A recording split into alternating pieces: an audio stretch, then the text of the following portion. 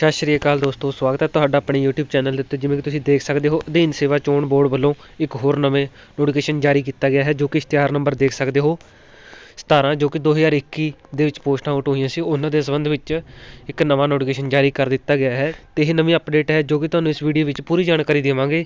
ਇਸ ਲਈ ਇਸ ਵੀਡੀਓ ਨੂੰ ਐਂਡ ਤੱਕ ਜ਼ਰੂਰ ਦੇਖਿਓ। ਅਤੇ ਵੀਡੀਓ ਨੂੰ ਸ਼ੁਰੂ ਕਰਨ ਤੋਂ ਪਹਿਲਾਂ ਮੈਂ ਤੁਹਾਨੂੰ ਕਹਿਣਾ ਚਾਹਾਂਗਾ ਕਿ ਜੇਕਰ ਤੁਸੀਂ ਅਜੇ ਤੱਕ ਸਾਡੇ YouTube ਚੈਨਲ ਨੂੰ ਸਬਸਕ੍ਰਾਈਬ ਨਹੀਂ ਕੀਤਾ ਤਾਂ YouTube ਚੈਨਲ ਨੂੰ ਸਬਸਕ੍ਰਾਈਬ ਕਰਕੇ ਸਾਡੇ YouTube ਪਰਿਵਾਰ ਦਾ ਹਿੱਸਾ ਬਣ ਸਕਦੇ ਹੋ। ਤਾਂ ਚਲੋ ਦੋਸਤੋ, ਹੁਣ ਆਪਾਂ ਚੱਲਦੇ ਹਾਂ ਨੋਟੀਫਿਕੇਸ਼ਨ ਦੇ ਉੱਤੇ। ਦੋਸਤੋ, ਜਿਵੇਂ ਕਿ ਤੁਸੀਂ ਦੇਖ ਸਕਦੇ ਹੋ, ਇਹ ਨੋਟੀਫਿਕੇਸ਼ਨ ਅਧੀਨ ਸੇਵਾ ਚੋਣ ਬੋਰਡ ਵੱਲੋਂ ਆਊਟ ਕੀਤਾ ਗਿਆ ਹੈ।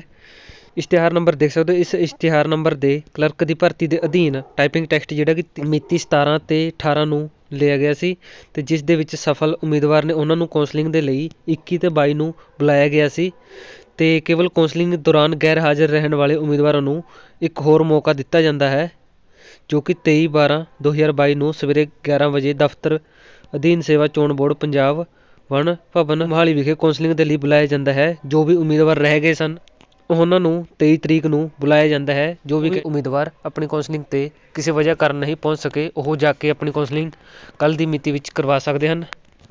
ਇਹ ਸੀ ਅੱਜ ਦੀ ਜਾਣਕਾਰੀ। ਮੈਂ ਉਮੀਦ ਕਰਾਂ ਤੁਹਾਨੂੰ ਵੀਡੀਓ ਵਧੀਆ ਲੱਗੀ ਹੋਗੀ। ਜੇਕਰ ਵਧੀਆ ਲੱਗੇ ਤਾਂ ਤੁਸੀਂ ਵੀਡੀਓ ਨੂੰ ਲਾਈਕ ਕਰਨਾ, ਕਮੈਂਟ ਕਰਕੇ ਜ਼ਰੂਰ ਦੱਸਣਾ ਕਿ ਵੀਡੀਓ ਕਿਵੇਂ ਲੱਗੀ। ਅਤੇ ਮਿਲਦੇ ਹਾਂ ਬਹੁਤ ਜਲਦ ਇੱਕ ਹੋਰ ਨਵੀਂ ਵੀਡੀਓ ਲੈ ਕੇ। Thanks four watching.